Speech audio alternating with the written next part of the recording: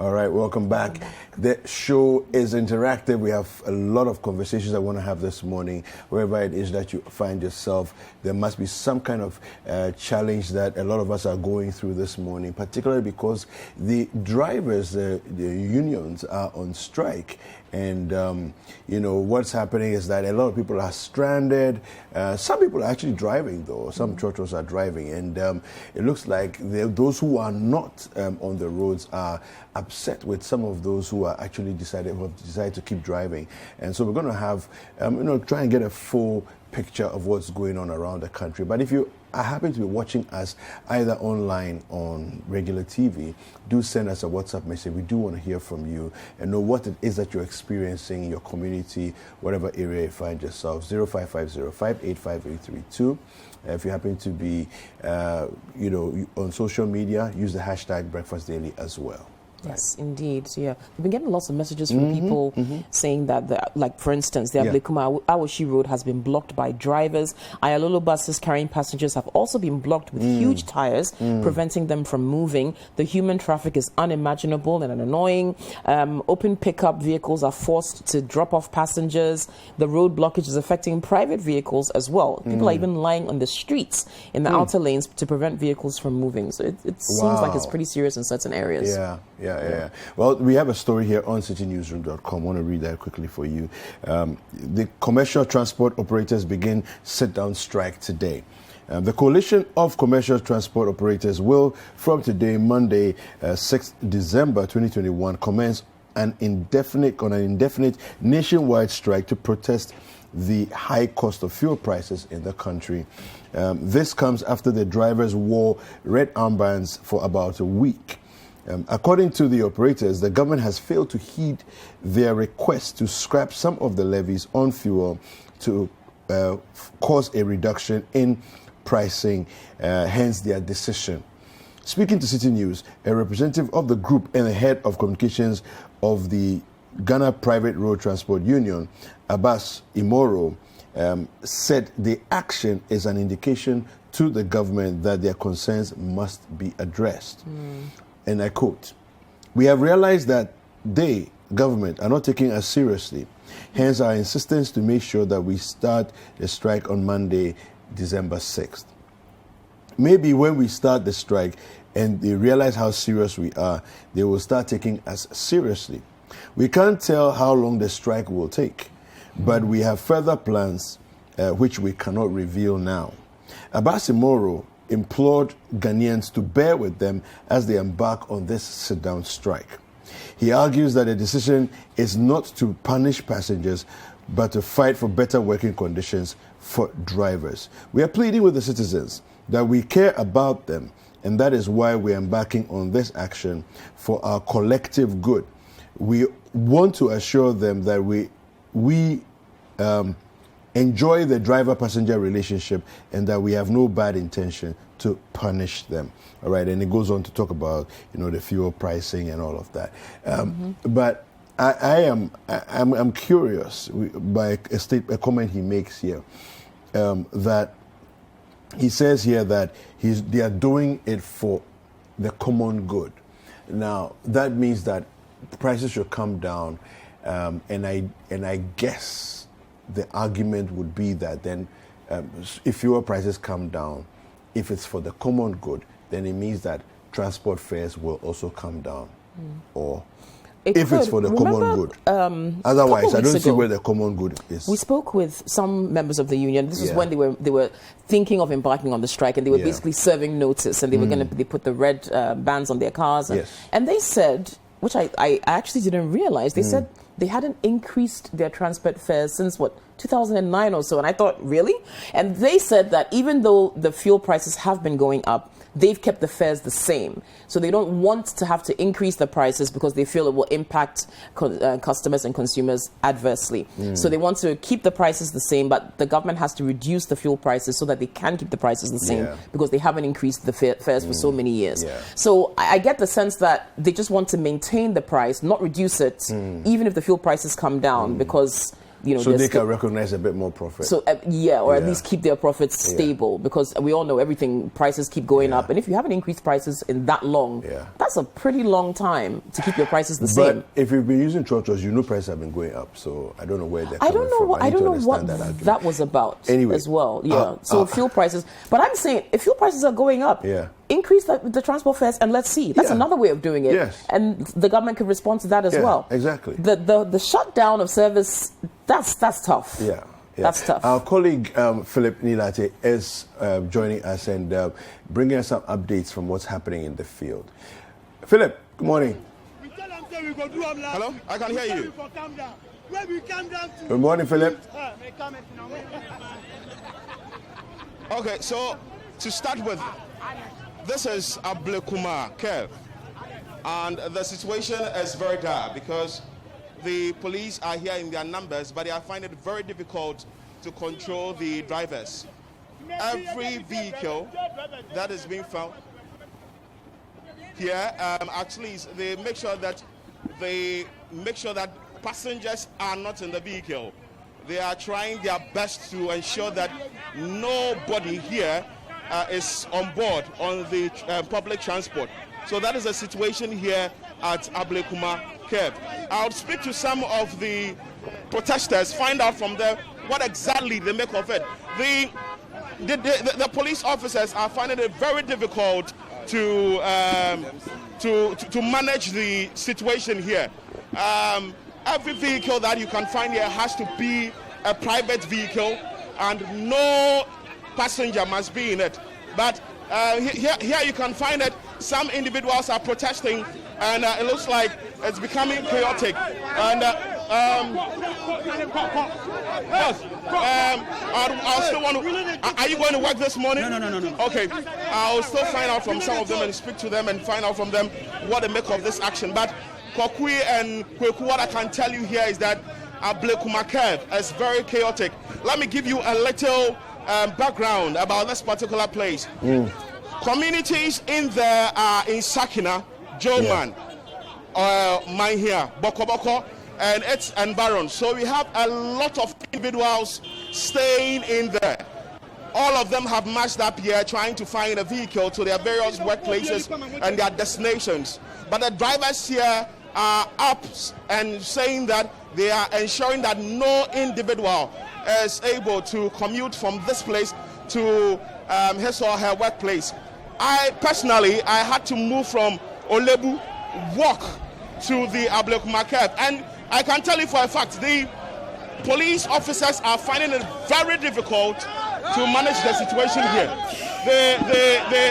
Even with this bus, for instance, you can see this red bus has been stopped because the gentlemen here are of the view that no passenger must be hidden inside there. Boss, okay, so let me ask you, why are you part of the demonstration this morning? We are suffering.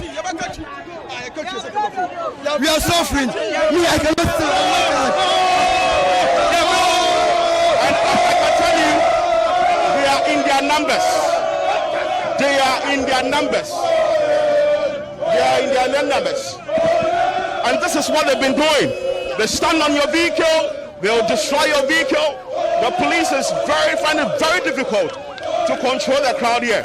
And if you are someone who reside around this enclave, you must make sure that you either decide to go back home or you find a way to work, which is going to be very difficult because even Okada riders do not want to even engage the passengers.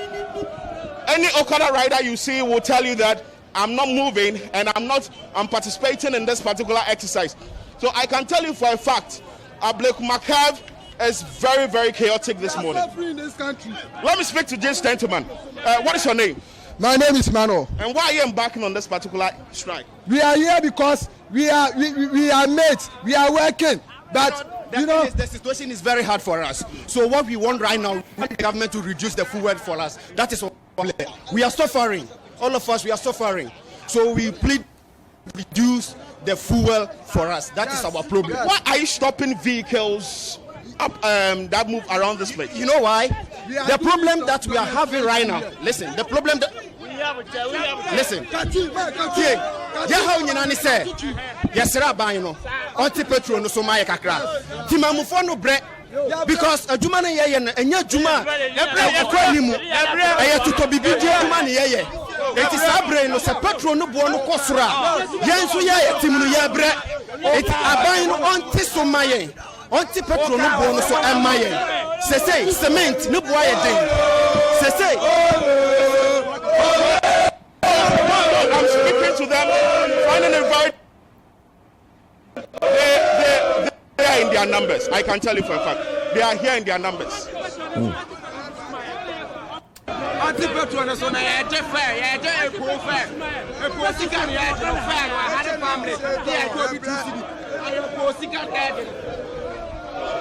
Now, Philip. So far, you know, in the footage you're showing us, we can barely see. I mean, the police presence is barely visible. Yeah. We can understand that they are greatly outnumbered, but can you give us a sense of where they even are? How have they stationed themselves? I mean, this crowd, if not managed well, could easily get out of hand. I mean, I know already they're disrupting the flow of traffic, but where are the officers relative to where you are? For the officers, they are finding it very difficult. They are also trying to manage the traffic situation here, but the individuals around, mates, they are making their work very tough. They stop vehicles around and ensure that there isn't any passenger in that. And that is what is also creating the heavy vehicular traffic here. From down to... It's a busy road. You can move. Wow. Yeah. Okay, Philip. We'll touch base with you again shortly. As we can see, Ablikuma is where he said he is. That's our colleague Philip, who is just on the ground witnessing live scenes, live footage we brought you of what's happening with regard to this sit-down strike by commercial drivers who are saying that unless fuel prices are reduced, they are not going to be operating. And as you can see, it is causing quite a bit of havoc there. Even private drivers are being influenced by this. So people who feel that, oh, okay, this is for people who use public transport, no, it's going to affect any road user. All right. Okay, well, we'll be touching base with our colleague Bevelyn Longden as well. She's also stationed elsewhere. Let's see what she has to share with us. Good morning, Bevelyn. Good morning, Kopi. Hi. Okay, where are you right now? I'm at School Junction. School Junction, okay. All right, what's the situation like where you are? Okay, so about an hour ago when I came here, the passengers, the commuters were stranded. And they saw her, no bus is moving. They are tired, they are frustrated. Some didn't know that there was going to get strike today. Some knew, some were not. Some knew, but they didn't think it was going to come off. And some didn't know at all. And they've been here. But then some of the drivers were loading to short distances. So at School Junction, the drivers load to Circle, La Paz, Kaswa, and those areas. But then they were loading to CRT, American House, Adrengano, those short distances, so that they can continue from there. But just like 5 minutes ago, the drivers came in and said that they are not going to move anywhere at all. They are not going to do no short distances, no long distances. And so the passengers should find their own alternative of going wherever they are going to. They are not going to move their cars to anywhere. And so the commuters are standing by the roadside just looking on their phones and, they are stranded. They don't know what to do. There's no vehicle going anywhere. And so some are even taking turns to sit on. Some are sitting on pavement around here at the station. And so that's been the situation here. So, it sounds like initially the drivers were at least willing to take the passengers to a certain. Yes. So what happened? Did you, to the best of your knowledge, did they get some communique saying, "Look, stop the short distances as well"? Yeah. So they were doing the short distances, just to help them. They'll just come and pass. The product that was going was CRT. So if your work was between School Junction to CRT, you were fortunate. You get to Adrengano or Saudi or wherever you're going to, you can go to work. But then the station master just came and said no driver was going anywhere because we've had information from their bosses as GPRT not to allow any vehicle load passengers to wherever. And so all the rest who didn't load GPRT were stopped. And so the passengers, you could see that they were trying to board the bus, but then they were stopped because they've been information that they didn't load to anywhere. They didn't load anywhere. So no car is moving. No passenger is getting any throttle to go anywhere.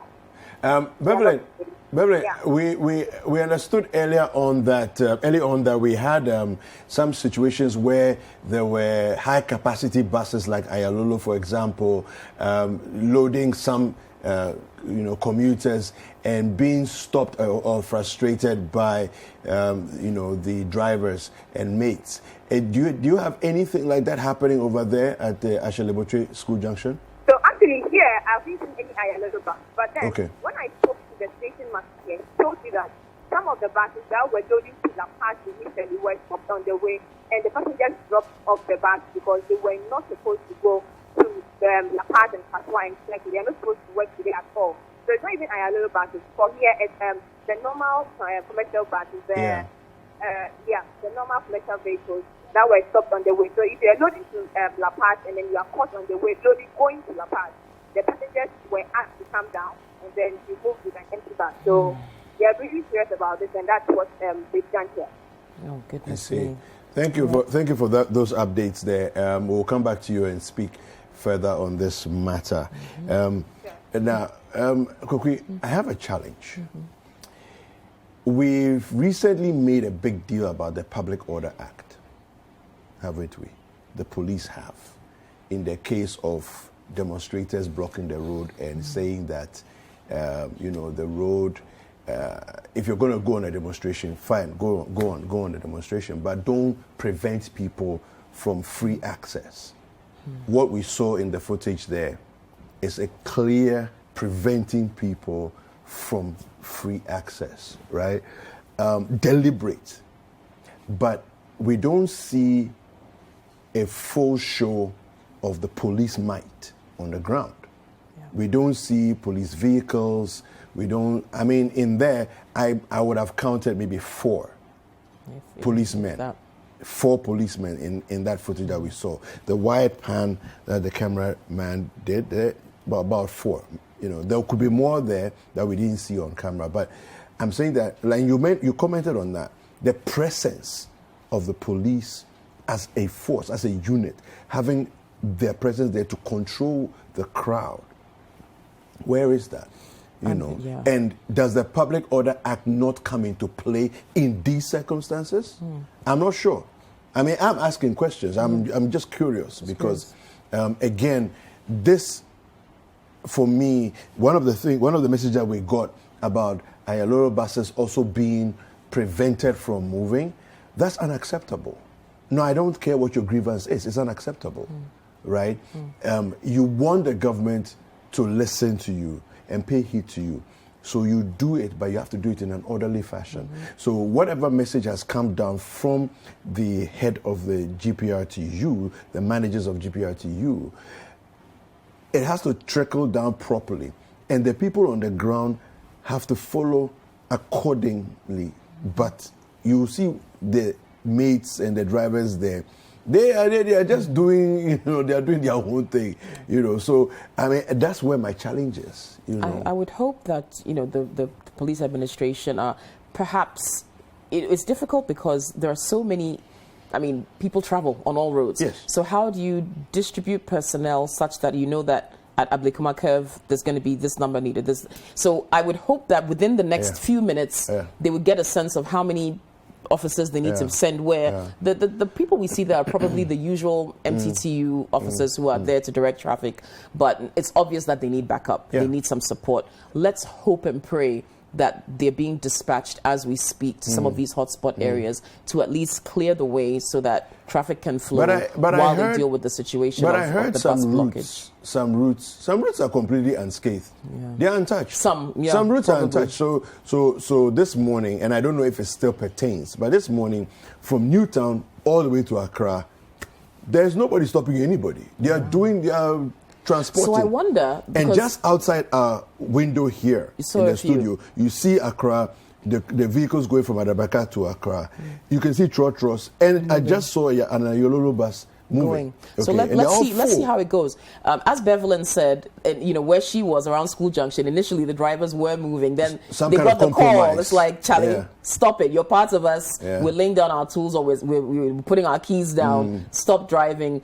I don't know. And even with that, what was the communication among the GPRTU members? Because if some started off the day driving, some started off the day not driving, what was the consensus among the members themselves? Is it that some of them thought, oh, is it going to happen? Is it not? Let's start working. It's clear that they want to work. They want to drive. Yeah. They just want to do it without having to either increase transport fares or having to incur more costs. Yeah, but they have to do it in an orderly fashion as well. And we have Charles Annan, who is the head of operations of Ayalolo, with us. I want to speak to him. Good morning, Mr. Annan. Good morning, sir. Yes. Welcome to Breakfast Daily. Kindly update us as to what's happening with your Ayalolo buses. We understood earlier that there were some challenges of people trying to stop your buses from moving. Yes. So good morning once again to your viewers. And the report you are sharing is not different from what you are seeing elsewhere. Okay. Yes, we understand that the commercial operators are embarking on a strike. But unfortunately for us, in areas, for example, Ashaman, Ablekuma, and some other areas, what they are doing is that they block the Ayalolo buses with passengers from moving. And it was becoming very difficult. So we have appealed to the MMDCs, and in some areas we've had police and military deployments assisting the movement of the Ayalolo buses. Okay. So typically at Ashaman, the MT, together with the police divisional commander, has deployed police and military escorts for the Ayalolo buses within Ashaman. Okay. And in other areas, we are also engaging the Metropolitan Chief Executive, so we can put similar interventions in place for the Ayalolo buses to at least assist with the situation. Okay. And have you had any unfortunate incidents happen with any of your buses or your drivers so far? I mean, yes. We've had some few attacks and some few glasses breaking and all that. But, really? We will take full inventory by close of day, and then we can report on them accordingly. All right. So, we appreciate this update, and we hope that the police presence and escort will allow you to function and operate, freely without too much disturbance for the rest of the... We hope so, because for us, our most prime target are the health workers, the nurses, and the other emergency service workers who need to get to work and also at least provide some essential service. So those are the people we targeted this morning. Okay. And then we've also made deployments to the general public as well. But for us, the main target are the health workers who need to get to work. And they are the people who are being prevented from moving. So it's just a bad situation, but we hope that, we can curtail it and at least manage it for the period. Okay. But if it continues up to tomorrow, then we will appeal to authorities to at least help us at least take care of these essential workers, and then also other people who need to get to work. Okay. Can you give us a sense of the scale of your deployment? Yeah, so we have about 80% of our buses deployed as of before. Okay. If you say 80%, we're talking about maybe what, upwards of 100? Yeah, we have about, in total, about 111 buses. Okay. All right. Yeah. Thank you very much. Shannon. Okay. All right. Thank you. Yeah. It's inexcusable to damage and vandalize property because you've got a grievance. You see what I said about the Public Order Act? You just have we want your voice to be heard, fine. You've taken to the streets, fine, but do you have to destroy a bus? No, you don't. Completely. So I hope the people doing that realize that they'll face the brunt of the law for those actions. No, and I think that the GPRTU should need to understand that when you call a strike, you cannot absolve yourself of the responsibility of the people who are under you who commit these crimes, because they are crimes. Yes, you know, and so vandalize property, harming people. No, it's not right. Yeah, you know. Well, we have a lot more conversations coming up. I'm going to take a short break. Breakfast Daily will continue. Welcome back to Breakfast Daily on City TV. Now, 0550585832. That's our WhatsApp line. If you have been affected by the sit-down strike by commercial drivers, let us know. What's the situation in your area? What are you seeing on the ground? Are you still walking, maybe watching us on your phone? All right, let us know. Now, our colleague Philip is still standing by in Ablekuma. Let's touch base with him again and see what the situation is now. Hi, Philip. Hi, Kokui. Okay, yeah, I mean, we can hear that there's still a lot of commotion around you. What's the situation like now since the last time we spoke to you? It looks like the situation isn't going to get any better now, because the drivers and their conductors have resolved to ensure that any bus that plies this particular stretch and has passengers in them they'll make sure that the passengers are being alighted. And this is what they've been doing since. If you can see in your shot, it's crowded there, and they are ensuring that no vehicle passes by with passengers in there. Passengers are stranded. I'll speak to one of them who is trying to go to work, but is finding it very difficult to get a vehicle. Hello, sir. You're welcome to. So I'll try and find out from him what he makes of this particular situation. Hello, sir. You're welcome to the City Breakfast Daily Show. What's your name? I'm Robert.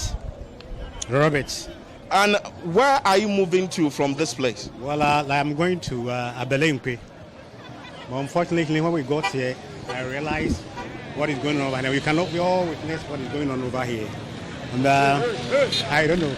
The situation is very pathetic, and I don't know how I'm even going to get to my workplace this morning. Yeah. So are you going to rescind your decision? Will you go back home? Yeah, definitely. Because the moment you try to board a car, you know what these drivers have been doing. They'll just rush on you and smash your car.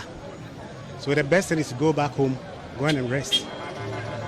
And how are you going to explain this? Isn't this going to affect your work? I've called my boss. I've told him what is going on over here, and he's aware. But he advised me to do my very best. If I can get a car, then I come. But I've told him it will be very difficult. With what is pertaining on right now, it will be very difficult. Okay, so Kokwi, you heard that. So on to my right, you can see a lot of people standing, watching.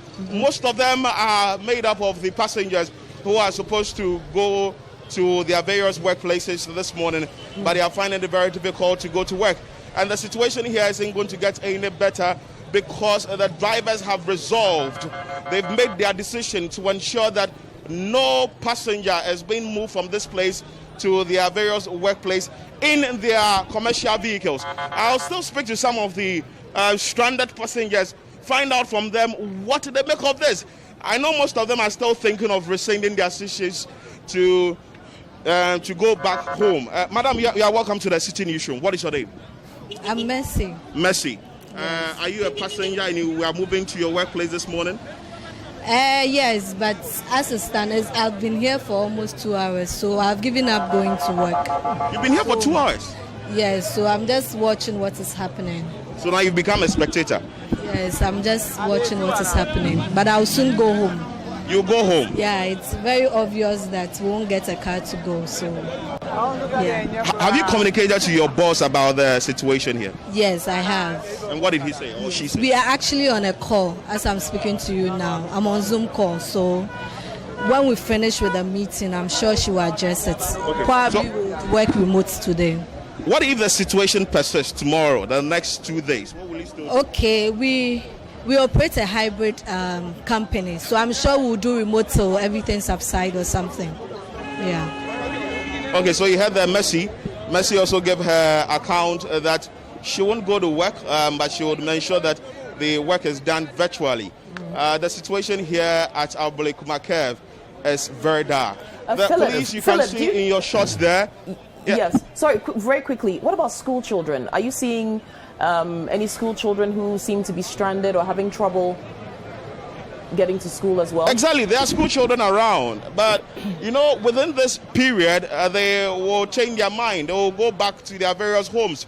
I saw some down there who they are just standing there, stranded. They are not having the chance to go to school. But I'll speak to one of them. I found one lady who is going to school, but she's standing there and she's not getting a vehicle. I'll ask her what she makes of the situation and find out from her whether she would boycott school today or she would find her way to her school. Hello, madam. You're welcome to the City Breakfast Daily Show.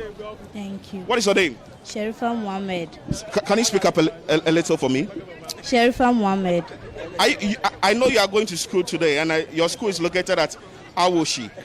The situation here is that you can't get vehicle. What is your next line of action? Yes, I'm going home. You're going home? Yes. What time did you get here? Around 6. And when you got here, what was the situation? What is it you've gathered so far? No, the situation was not good. So I decided to walk to Pentecost. When I went to the same, then they said I should go home. So what are you expected to do in school today? Any class tests, any exams? Yeah, exams. You're writing exams today? Yes. So how are you going to cover up for that? Yeah, I have the teacher numbers. If I go, I'll call the teacher and I'll tell him that I'm not able to come. So God willing, tomorrow that will come. So Kwaku, you had the strike here is biting hard. Pedestrians are stranded. School children are stranded. Drivers are not allowing the vehicles to move. Private vehicle owners are also stranded. Heavy vehicular traffic. So I can say that has become the peak of the strike that is happening nationwide. All right, Philip, thanks for that. Thanks for that update. We'll touch base with you again pretty soon. That's our colleague Philip Nilate there. That really made me sad. The school girl, because I do know that kids are writing exams around this period. Yeah. Imagine missing your exams. How many schools and teachers will be understanding of the situation? If you're a child who lives a bit far away from the school and you need that transport and you can't walk, what do you do? How are the schools going to accommodate that? Are they going to allow these kids to resit these exams? I mean, all of the concomitant problems being posed by this, I hope the powers that be are listening and watching and they can put their heads together immediately to resolve this. I mean, the GPRTU, the government, just get together and let's solve this quickly. We can't. This cannot go beyond today. No, this cannot go beyond today. No, it's today. unacceptable that it goes beyond today. And for me, I look at the fact that there are people who are not part of this strike, and it's a massive, how do you call it, domino effect that's happening. So companies will not produce because the staff are not around. Service providers will not work because staff are not around. Private cars are going to get to work 3, 4, 5 hours late because of traffic situation that's been built up by massing of drivers and mates in the streets, and all of that. So it's a very difficult situation that is happening there. Very, very difficult. And there's a lot. I mean, a lot of people use ride-hailing apps, right? Yeah. But it's not a viable option for most of the people. Most people, if it was, the people standing there wouldn't be standing there. They'd be able to just call one of these services or use their phone. Yeah. It's not. So people need to understand that we're talking about the masses who need the services of these commercial drivers. Yeah. Most of them don't have any other option for how they get to work, to school, etc. Please, the powers that be, put your heads together and solve this now, today. Today. It cannot be prolonged. Well, we have a message here. It says the police from the Achimota Command have been deployed to La Paz to ensure peace and order in that area. Currently, the drivers at the La Paz station are dropping off passengers in commercial vehicle in a bid to enforce the sit-down strike. Okay, and so that's what's happening there. This is actually coming from our colleague Kweku Ediama, and we want to speak with him. Kweku, good morning. Yeah, good morning. Yes, yes. So, Kweku, you're saying that the police from the command, the Achimota command, have been deployed to La Paz. Give us sort of a sense of what sort of numbers we're looking at, and is it enough to deal with the potential chaos that is out there? Okay, so I'll say first of all, the situation here is very chaotic. Okay. All drivers, those who are partaking in the strike, are on the streets. They are holding stones. Some are also holding car ties, and their quest is to stop every driver. Even you are a ride-hailing, if you're on the ride-hailing app, they stop you from moving or taking a passenger along. So there's been instances here where some of the passengers have been asked to drop off the vehicles that they are in. Mandatorily or compulsorily, whether you like it or not, you are made to drop off and you walk ahead. If you are smart enough, maybe you meet your driver very far from where they are at the La Paz station.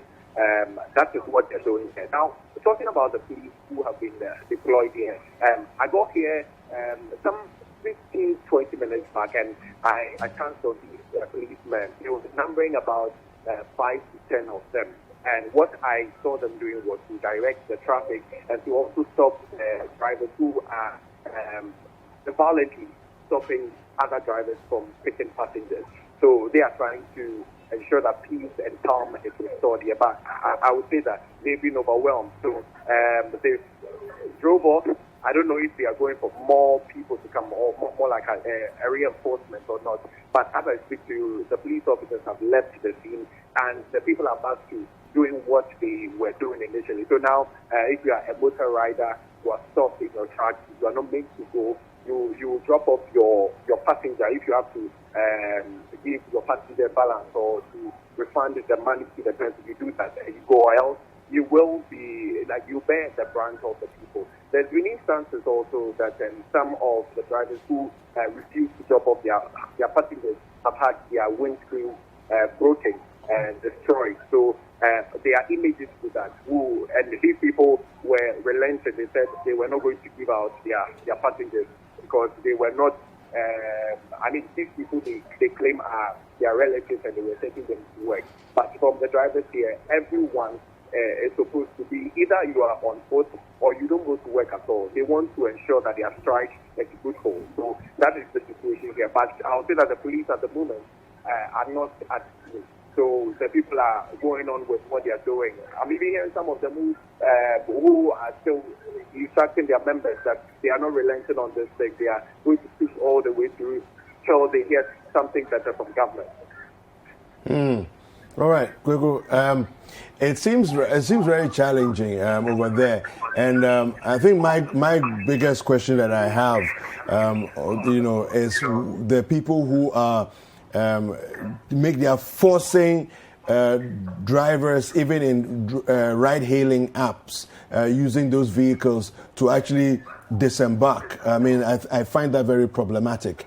Because sometimes you'll be driving a vehicle, maybe it's your own vehicle, you're with your brother and sister in the vehicle, and then they're going to create mayhem because of this. I find that to be very problematic. And that incident has happened here. Just as I speak to you, there's a driver who claims he is not on the ride-hailing app. He's just driving his car, but his car is a Picanto. So they assume that he is working. And so he has a lady in the front seat who claims to be a relative, but the people are not relenting. They say that the driver is working, so they are not going to allow him to go. So right as I speak to you, he has car ties on his vehicle. They've stopped him. They say unless the lady or until the lady drops off the vehicle, they are not allowing him to go. But he claims that that is not the situation. He's not working, and that it is his private car. He's just moving to work. So that's the incident. It's reoccurring here.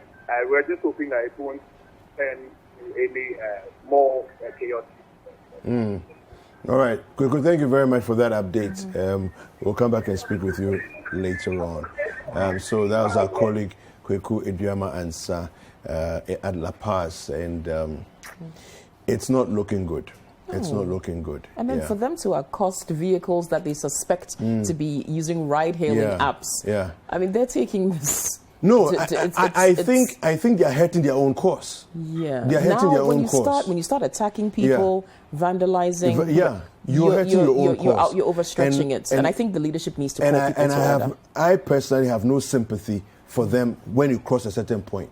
Yeah, I do not have any sympathy towards your grievances when you cross a certain point. It's unacceptable to do certain things, right? So there are vehicles like Picantos, Matis, Yaris, that are seen as the cars that are most popularly used by ride-hailing apps, right? And so as soon as you're driving one of these, the assumption is that, you're working. You're working. And so, no, I mean, it's unacceptable, completely unacceptable. And I condemn it in no uncertain terms. The GPRTU needs to get on top of this and make sure your people, follow instructions and do the right thing. You started this. You gave them the permission to get out onto the streets to do this. You need to rein them back in and make sure that they do the right thing and do not, hurt, injure, vandalize, and cause commotion unnecessarily. Well, we do have some people, expressing their grievances, their challenges, the issues that they're going through today. Let's take a look at these ones. From the van, because we are a union. It's a union. Unions means together or groups of people that immigrate or work together. You understand? So why is that it's come agreement? We are not working. And some of you have been taking time to work. You see, it's a cheat. Or is it disrespect to the rest of us? That's why you are dropping them from the van. Although some of the drivers haven't had the needs. That's why they are picking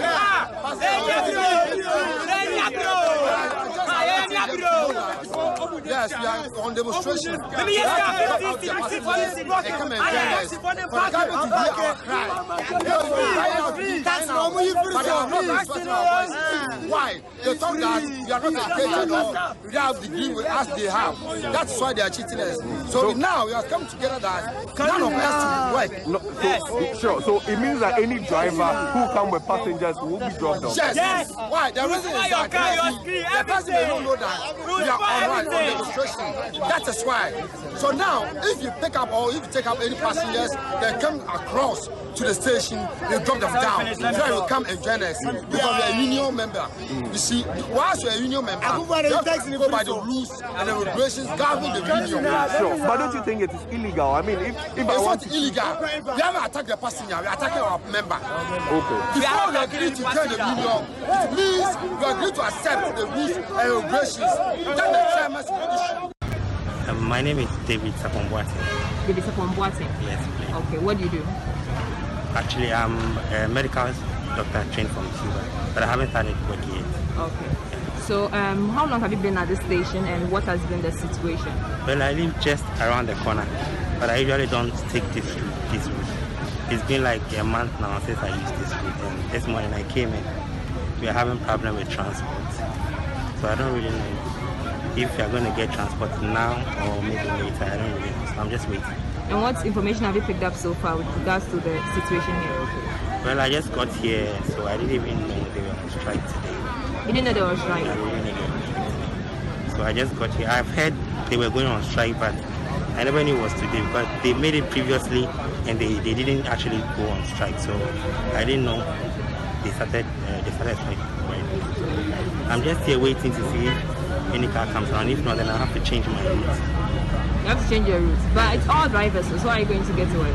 Well, I don't know. The other routes, I used to get car. I used it, I think, last week. So maybe the strike started this week, right? Yeah, today. Oh, okay, then I don't know. But those coming from Medina are working, so I don't know when it's really happening. So let's just wait and see what happens.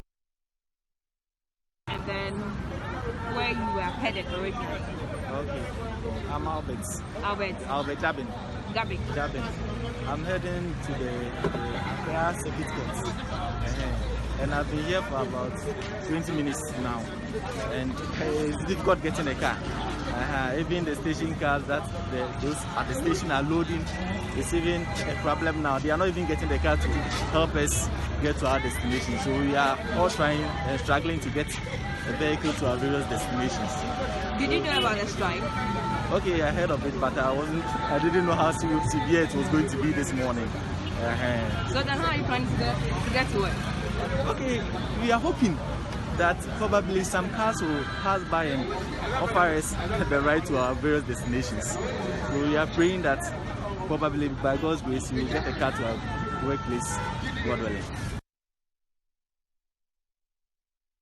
Right, so we heard from some commuters who have been affected by the strike, by the commercial drivers. As we know, they've decided that they will not be picking and transporting passengers until the government heeds their demands to reduce the prices of petroleum products so that they can also either maintain their prices or reduce them. We could hope. But that's essentially the crux of their grievance. They feel as though the increase in fuel prices is going to affect their transport fares, and they think that increase in transport fares would be to the detriment of passengers. They won't be able to afford it, and they're trying to avert that situation.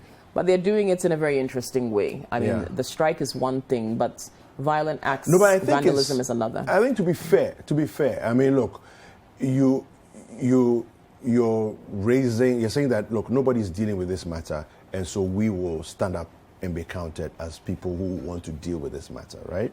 Fuel prices are going up. It's affecting everything across board. It's affecting food prices, affecting, the cost of different things. And so, fair enough, it's well understood. And they have a right to call for their entire union and all the unions that are included in commercial drivers to be part of this strike, right?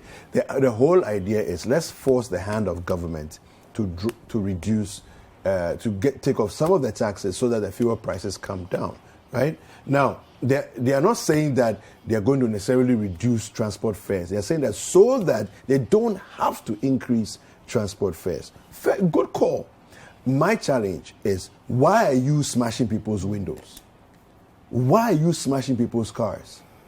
Why are you disembarking passengers from vehicles just because you think that they are commercial, they are transporting one passenger somewhere, because the car looks like a car that belongs to a ride-hailing app. I don't agree with that. I completely find that despicable and unacceptable, that they should do those kinds of things.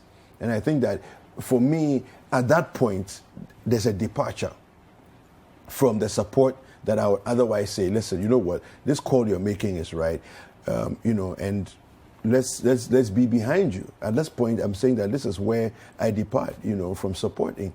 But I do see, and as I keep looking out of the window here, I keep seeing trotros that are actually full and transporting people from Adabraka. There's a bus stop just outside the police station, and they're trotros. I've seen about 5 or 6 trotros, and they are all moving, and all of that. So, yeah, I don't know what the whole synchronization of this is, Kokwe. I'm not sure if you're having this amount of chaos in certain areas, Ablekuma, School Junction, La Paz, but right here it's peaceful and it's quiet from Circle towards Accra, and we've been seeing them. They've been traveling, they've been moving. I think the bottom line is transport fares.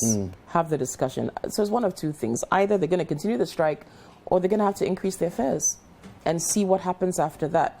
I'm tempted to say increase the fares and let's see what happens. Because if you increase the fares and customers start grumbling and start to refuse that transport option, perhaps that's another way of sending a signal. It's not as violent, right? But it will also still get the attention of the powers that be. Test the system and see what happens. See if that forces government to sit back and do something about it. But the vandalism, it's not working. The likelihood is that Ghanaians will only grumble for maybe 2 weeks. And just adjust to it. That could also be an option. And but you see, that's why they don't want to take that option. Yeah. Because they know how Ghanaians will typically react. They may have to. If prices don't come down, what are you going to do? Are you going to stay on strike forever? Prices. You may have to. That's what you unfortunately, for people who take public transport, in those forms, it would be very unfortunate to have to yet again endure another increase in price of something as crucial as transportation that we all depend on so much. Well, Edward Opomafo, who is Middle Belt Bureau Chief, he is on the line. I want to find out exactly where he is and what he can, report from there as far as this is concerned. Edward, good morning. Good morning, David. Yeah, how are you doing? David, I'm well. I hope everything is okay with you. Yes. We're really well here too. Thank you. So what can you report for us? Exactly where are you and what can you update us with? So, David, this morning I've been to a number of lorry terminals. Okay. I've been to the Tech Junction lorry terminal area. I've been to the DPRCU lorry terminal at Safo. Okay. I've also made some checks at the Kijetia area and some major areas where people get vehicles to get to their various destinations. But generally, within the Ashanti Regional Capital, Kumasi here, normal activities are going on. As of last night, when I had engagements with the leadership of the transport unions, especially the GPRCU, they made this point that indeed they were going to back on this strike. But today, as early as 5 a.m., I checked various areas and normal activities were going on.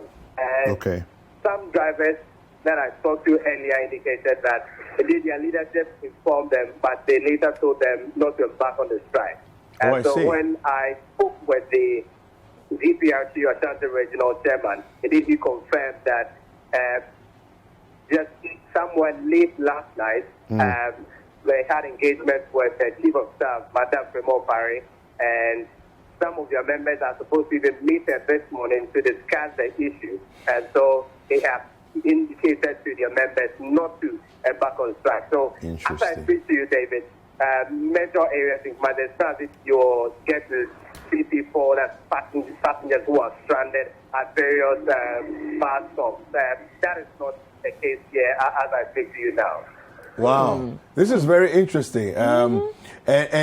So the individual drivers, what are they also saying? Regarding it, are they anticipating that there will be a backing down completely from the threat of strike, or they are looking to possibly strike later in the week? Well, for the individual drivers, they are saying that they are waiting to hear from their leadership on the next steps to take. But it also appears that some of the drivers are indifferent about the strike. Although they are worried about the fuel prices and all that, some of them were, one of the drivers I spoke to earlier, they told me that if they even start embarkment on strike, they know that some people will be operating. So even if there's a need to embark on the strike, they will still be operating. So they feel that if government has to listen, the government will listen. So it's not about the staying home where they'll be losing and other people will be working. So it's just generally some kind of mixed reactions among the drivers here. But for their leadership, they're saying that if the meeting they happen with the chief of staff does not become successful, then they will decide when to really embark on the strike. Fantastic. Thank you very much for this update. This is a very interesting twist to the conversation that we've been having this morning. Edward, we appreciate your update there. So we're speaking with Edward Opomafo, who is Middle Belt Bureau Chief for City TV, City FM. Very interesting, Kokui. Very much indeed. Actually, I wasn't expecting that. At all. Yeah, it's like Ashanti is on a different track completely than different Greater Accra. This is almost looking like a Greater Accra strike now. Well, we don't know what's going on in the rest of the regions, but from what Edward is saying, there's actually been some engagement with the Chief of Staff that's, from what we're seeing in Accra, I don't know if did she only engage Ashanti? What's happening with that? It may be premature to suggest this, but my suspicion is that, she hails from the Ashanti region, right? So she's probably intervened more on a personal level, to try and not let what's happening there, what's happening in Accra, happen over there. This is going to be interesting as far as the GPRTU leadership is concerned, because if they have laid down the law, so to speak, for their members, and then you get the sense that, okay, but our members in Ashanti are doing this because of a promise they've been given from someone in authority, Charlie. The dissension in the ranks. It's a breaking of the ranks, really. That's what's happening. This would be interesting to see. I am also curious as to what's happening, even within Accra here, right? We are looking at, and I keep making reference to this road. The circle to Accra route, I've been seeing trotros moving up and down, from my seat right here. So, and the trotros are all full, as they're moving. So, what's up with that? If drivers can decide that they want to continue working and get this thing, we may see an increase in transport fares. I won't be surprised. Yeah. Because it looks like some are not really feeling this strike action. If there's disunity in the action, we may be seeing transport fares increase, which would be an additional burden for people. Well, I just want to make a call on the GPR to you as well to say, listen, just make sure that your members don't turn out to be vandals and hooligans in all of this, all right? As much as we want to hear your cry, and you say that you're doing it for the benefit of all of us, we appreciate that you take the step to do it for all of us. But it cannot, result in attacking of people, breaking of vehicles, hurting anybody, and all of that. But, well, thank you very much for watching City TV and Breakfast Daily. We really appreciate your time with us, and the conversation has been exciting.